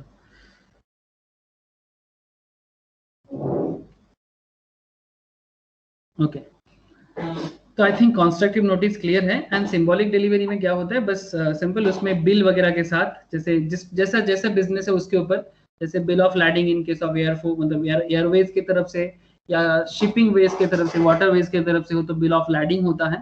ठीक है, मतलब जब भी कोई पोर्ट का बात होता है, चाहे एयरपोर्ट हो या वाटर पोर्ट हो, तो उसमें बिल ऑफ लैडिंग का यूज होता है। रेलवे रिसिप्ट रेलवे के केस में, और the key of warehouse containing the goods is handed over to the buyer, मतलब जहां वेयर हाउस में उसको रखा जाता है फिर बाद में डिलीवरी किया जाता है, पेपर वर्क के थ्रू से होता है, तो उसमें सिंबॉलिक डिलीवरी। मतलब बिल ऑफ लैडिंग या रेलवे रिसिप्ट के केस में, मतलब अगर डिलीवरी हो रहा है तो होता है ना, जैसे मानो रेलवे की तरफ से, या जैसे मानो कि फ्लिपकार्ट हमें दे रहा है, तो फ्लिपकार्ट भी तो मतलब पोर्ट से जाके ला रहा है ना, या तो वो रेलवे में जा रहा है। ठीक है, फ्लिपकार्ट का जैसे मैं जितना जानता हूँ, कोलकाता में चिनार पार्क, वहां पर डानकुनी के वहां पर इन लोगों का हब होता है।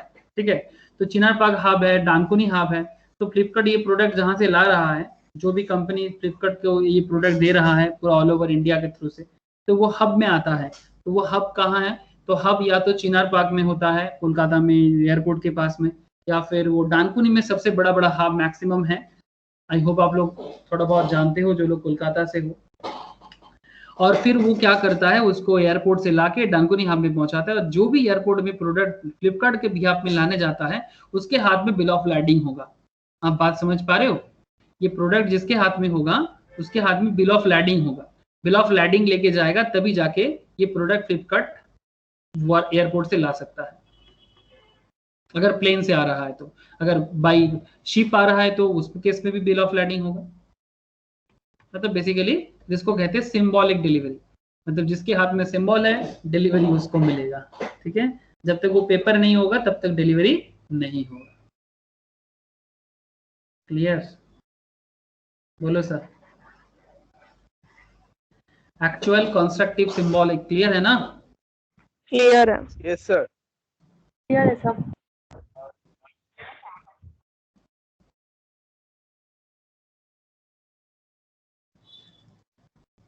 Okay,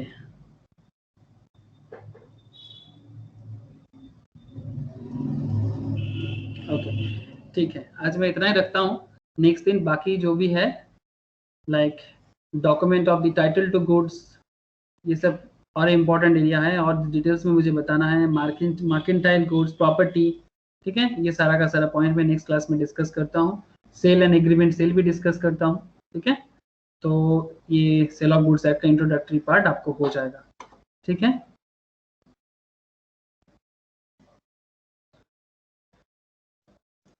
okay. If any questions regarding today's class पूछ सकते हो। If no questions then okay.